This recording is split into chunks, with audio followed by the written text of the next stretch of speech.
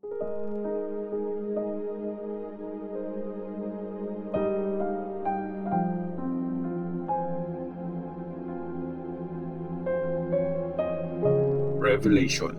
chapter 19. Pagkatapos nito, may narinig akong parang boses ng napakaraming tao sa langit.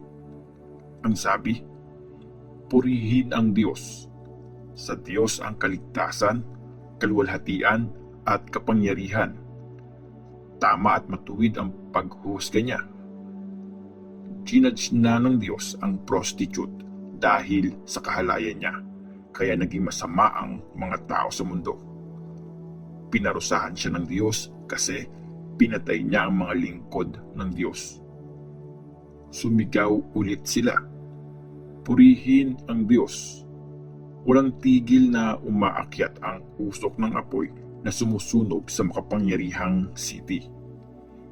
Dumapa ang 24 na elders at ang 4 na buhay na nilalang at sinamba nila ang Diyos na naghahari. Sabi nila, "Amen.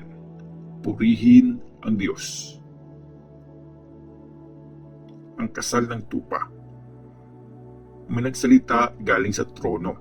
Ang sabi, "Purihin ang Diyos natin, kayong lahat na mga lingkod niya, makapangyarihan man o mahina, kayong may takot sa Kanya." Tapos, may narinig akong parang boses ng napakaraming tao.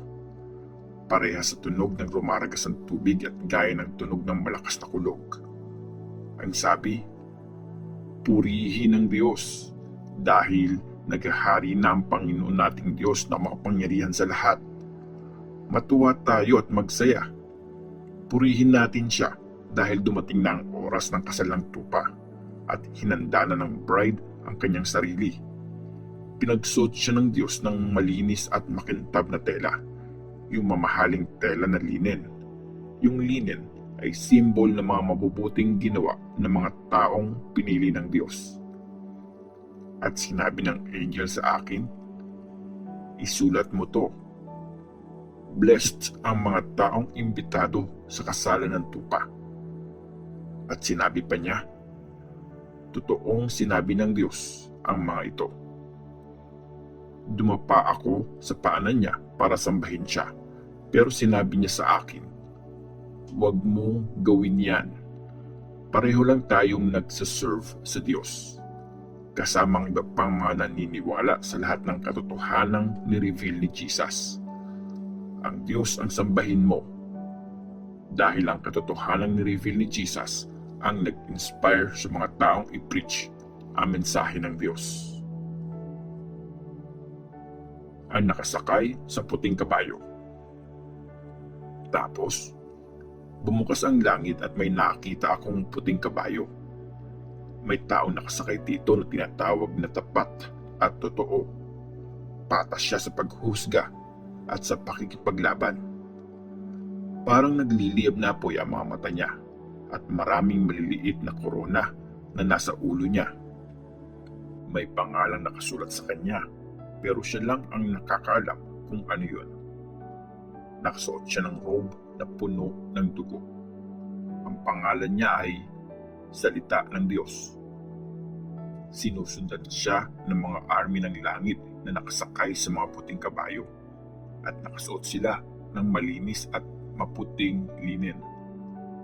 Lumabas sa bibig niya ang isang matalas na espada na gagamitin niya para talunin ang mga bansa. Maghahari siya sa mga ito gamit ang bakal na tungkod. Tapos, paaagusin niya ang alak sa pisaan ng ubas. Yun ang sobrang galit ng Diyos na makapangyarihan sa lahat. Nakasulat sa robe at sa hita niya ang pangalang Hari ng mga hari at Panginoon ng mga Panginoon. Tapos, nakita ko ang isang angel na nakatayo sa araw. Sumigaw siya at tinawag ang lahat ng mga ibon na lumilipad sa langit. "Hali kayo, pumunta kayo sa engrandeng handaan ng Diyos. Kainin niyo ang laman ng mga hari, mga heneral, mga sundalo, ang laman ng mga kabayo at ng mga sakay nila. Kainin niyo din ang laman ng lahat ng tao, alipin at malaya, mapangyarihan at mahina. Tapos, nakita ko nagsama-sama yung halimaw at yung mga hari sa mundo at ang mga army nila para kalabanin yung nakasakay sa kabayo at yung army niya. Nahuli yung halimaw, pati yung pagan prophet na nagpakita ng mga himala sa harap ng halimaw.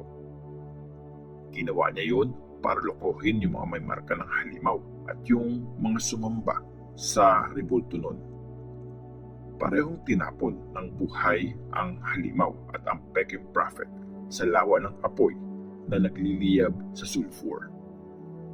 Pinatay nung nakasakay sa kabayo yung mga army nila gamit yung espada na galing sa bibig niya at nagpakabusog ang lahat ng mga ibon sa mga bangkay ng mga yon.